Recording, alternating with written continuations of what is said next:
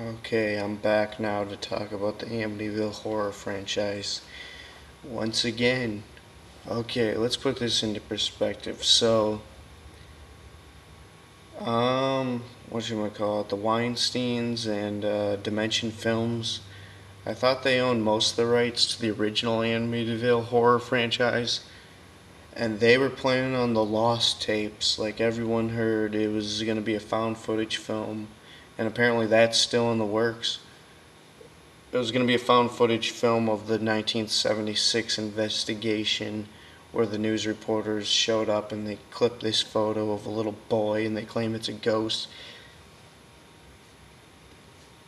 Well, apparently they were just going to do it inspired by that. Now the actual people that did it, Laura DiDio and Marvin Scott, if I'm not mistaken, their names, they found their original footage from 1976 and they're going to incorporate some of that original footage into the film, kind of like documentary found footage style.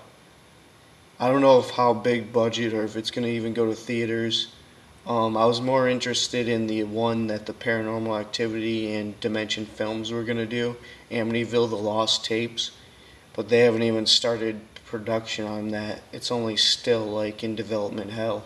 Like they were supposed to do it and release it in 2012, but obviously that never happened since. So this could be interesting. If you're not familiar with the story, watch all the Amityville horror documentaries. I recommend that this in September, October, best time of year to do it.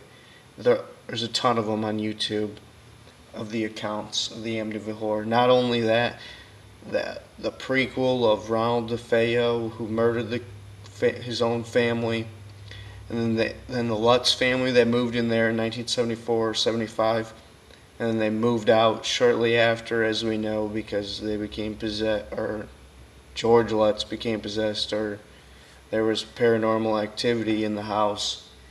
And if you might have heard, we just did our recent video where the kids, Christopher Lutz, they were claiming that George was provoking the demons by reciting the names of demons in that house, just basically doing amateur seances.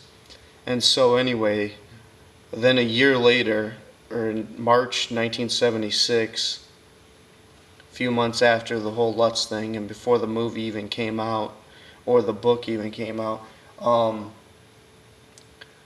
Laura Didio and this other reporter came there with a medium, and I didn't know that they did a seance. I gotta rewatch some of the documentaries, but apparently they did a seance to try and communicate with the spirits in the house, and this woman said she would never go back there because of what they experienced of the ghost-like poltergeist activity. It's all really interesting.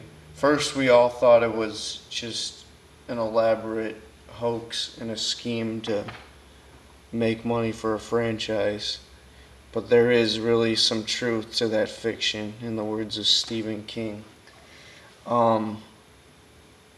So yeah, I'm gonna keep this short now. This is in development now. I don't know how big of a movie it'll be, but this will be interesting. That'll actually have the first-hand account of them. She was only 19 at the time, basically like an intern news reporter, and they went to the Amityville house with George Lutz's permission a few months after the incidents happened in 1976. So do your own research and check out the documentaries on it, and tell me your thoughts on the whole situation, and check out my Amityville horror may not be a hoax video. I'll probably put that as a video response to this, so check it out right below in the description. And this is JBM, and I'm out.